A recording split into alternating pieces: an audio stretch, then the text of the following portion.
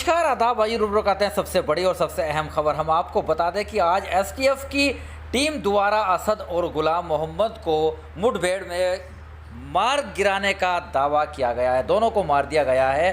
हम आपको बता दें कि उमेश पाल की हत्या के मामले में अतीक अहमद का बेटा असद वांटेड था और उस पर 5 लाख रुपए का इनाम भी घोषित था। इसी केस में गुलाम भी वांटेड था और दोनों को एसटीएफ की टीम ने आज मुठभेड़ के दौरान मार गिराया है। अतीक अहमद के 5 बेटों में से असद तीसरे नंबर का है। हम आपको बता दें कि आज झांसी की ये घटना है। यूपी एसटीएफ की टीम ने झांसी में ये एनकाउंटर किया है। इसके अलावा एक और बदमाश जो कि गुलाम मोहम्मद के नाम से अभियुक्त बनाया गया है, उसको भी पुलिस ने ढेर कर दिया है। दोनों पर ही 5-5 लाख रुपए का इनाम था और ये उमेश पाल हत्याकांड में वांटेड थे। पुलिस को तलाश थी। एसटीएफ की ओर से बताया गया है कि इन लोगों की घेराबंदी हुई तो असद और गुलाम फायरिंग करने लगे। इस पर जवाबी कार्रवाई की गई जिसमें दोनों मारे गए। दोनों ही बाइक पर सवार थे। यूपी एसटीएफ के एडीजी अमिताभ यश ने इसकी पुष्टि की है। उन्होंने एनकाउंटर की पुष्टि कर दी है। उन्होंने कहा कि इन लोगों के पास से विदेश में बने हथियार भी बरामद किए गए हैं। उन्होंने कहा कि इन लोगों के पीछे पुलिस टीम लगभग 1.5 महीने से जुटी हुई थी और आज उनको कामयाबी मिली है।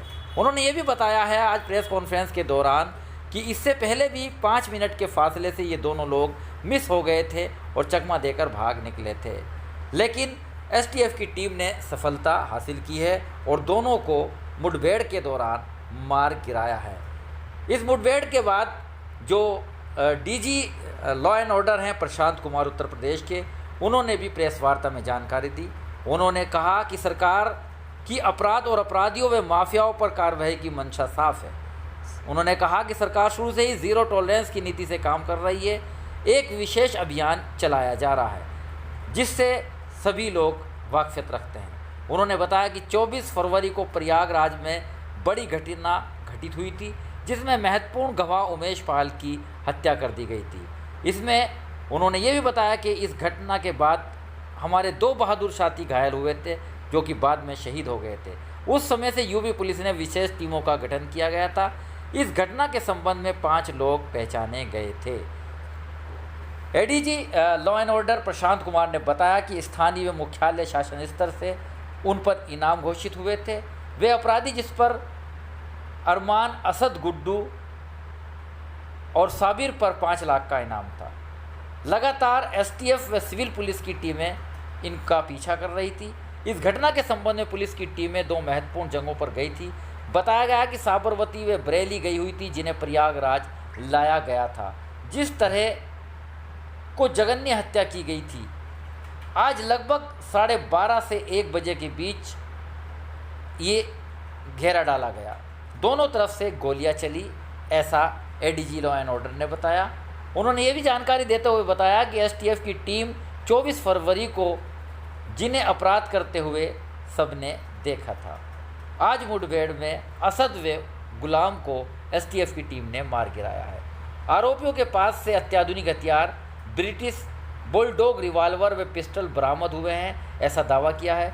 अतीक अहमद के बेटे असद अहमद और गुलाम का एनकाउंटर करने वाली एसटीएफ की टीम में कुल 12 सदस्य शामिल थे, ऐसी जानकारी दी गई है। टीम में 2 deputy SP, 2 commando, 2 inspector, 1 SI और 5 हेड कांस्टेबल भी शामिल बताए गए हैं।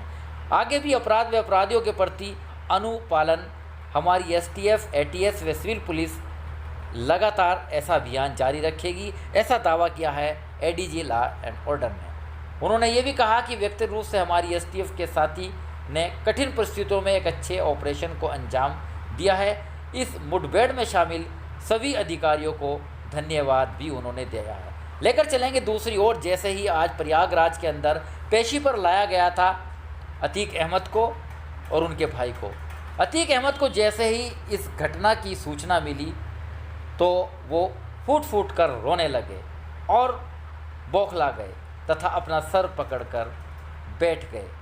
सुनवाई के बाद, क्योंकि आज उनका फैसला होना था, लेकिन तभी वहाँ पर उन्हें खबर मिलती है और कोर्ट परिसर में ही अतीक अहमद रोने लगते हैं, सिर पकड़कर ज़मीन पर बैठ जाते हैं और कुछ लोग उनसे पानी भी उन्होंने बताया गया है कि मांगा गया है। लेकिन इस दौरान हम आपको ये भी बता दें कि कोर्ट में भी आज उत्तर प्रदेश के मुख्यमंत्री योगी आदित्यनाथ और प्रधानमंत्री नरेंद्र मोदी के जिंदाबाद के नारे लगाए गए हैं।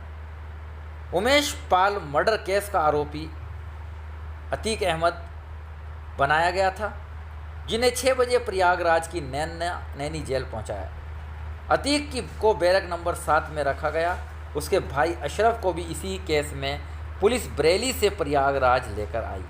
अतीक अहमद को साबरमती जेल से प्रयागराज ला रही यूपी पुलिस का काफिला बुधवार सुबह 8:30 बजे झांसी पहुंचा था और झांसी पुलिस लाइन में 1 घंटा 21 मिनट रुकने के बाद अतीक को लेकर पुलिस प्रयागराज के लिए निकली थी और प्रयागराज में आज उनके रिमांड पर फैसला सुरक्षित रखा गया था।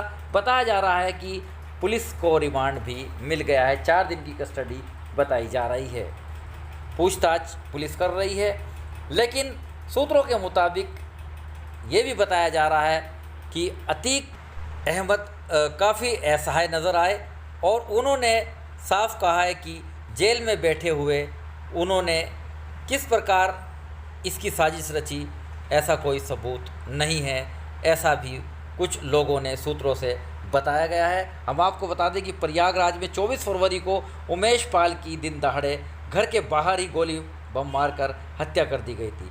इस मामले में उमेश की पत्नी जयापाल ने अतीक अहमद, उसके भाई अशरफ, अतीक की पत्नी शाइस्ता परवीन समेत 9 लोगों के खिलाफ नामजद केस दर्ज कराया था। वहीं पुलिस ने विवेचना के दौरान हत्या की साजिश रचने में कई लोगों के नाम भी जोड़े थे। एसटीएफ द्वारा मुठभेड़ में दोनों को मार गिराने के बाद पुलिस प्रशासनिक अधिकारियों ने बधाई दी है और वहीं पर बताया गया है कि उमेश पाल की पत्नी द्वारा भी मुख्यमंत्री का आभार जताया गया है। बताया जा रहा है कि जिन लोगों से असद के ताल्लुक़ रहे और उनके रिश्तेदारों की भी पुलिस तलाश कर रही है।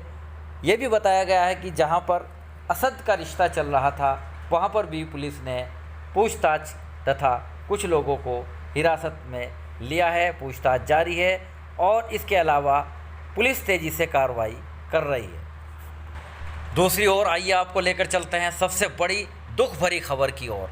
हम आपको बता दें कि आज all India Muslim personal law board के चेयरमैन नदवतुल उलूम लखनऊ के नाजिम हज़रत मौलाना राबे हसन नदवी का इंतकाल हो गया। इन्ना लिल्लाहि व इन्ना इलैहि राजिऊन। जैसे ही उनकी ये दुख भरी खबर पूरे देश के अंदर पहुंची, चारों ओर दुख की लहर दौड़ गई और एक दूसरे से फ़ोन पर इसकी तस्दीक की गई। वहीं दूसरी ओर हम आपको बता दें कि नदवतुल उलूम लखनऊ के अंदर आज रात्रि उनकी जनाजे की नमाज अदा होगी। इसके बाद उनको रायबरेली में कल जुमे के रोज़ सुपुर्द खाक किया जाएगा। चारों ओर दुआएं हो रही हैं, लोगों का तांता लगा हुआ है, रिश्तेदार अजीज़ व कारिब पहुंच रहे हैं। चारों ओर दुख ही दुख नज़र आ रहा है, क्योंकि मौलाना राबे हसन नदवी एक बड़े आलिम थे, बुज़ुर्ग थे और उनसे मिलने के लिए देश विदेश से लोग नदवा पहुंचते थे, उनसे मुलाकात करते थे, उनसे दुआएं कराते थे। 94 वर्ष की लंबी उम्र में उनका इंतकाल हुआ है। मेरी ओर से उनके लिए इसाले सवाब। बने रहिएगा मेरे साथ। आरिफ शीश महली, चीफ एडिटर बार और bench and news in today Lucknow Muzaffarnagar. आज 13 अप्रैल की रात्रि को आप वो देख सकते हैं मंजर, नदवा का ये मंजर है जहाँ पर लाखों की तादाद में लोगों का हजूम उमड़ पड़ा है जनाजे की नमाज अदा करने के लिए। 10:30 बजे जनाजे को लेकर पहुंचा गया और जनाजे की नमाज अदा की गई है। हम आपको बता दें इसके बाद 14 अप्रैल की सुबह को रायबरेली स्थित कब्रिस्तान में हज़रत मौलाना को किया जाएगा सुपुर्द खाक।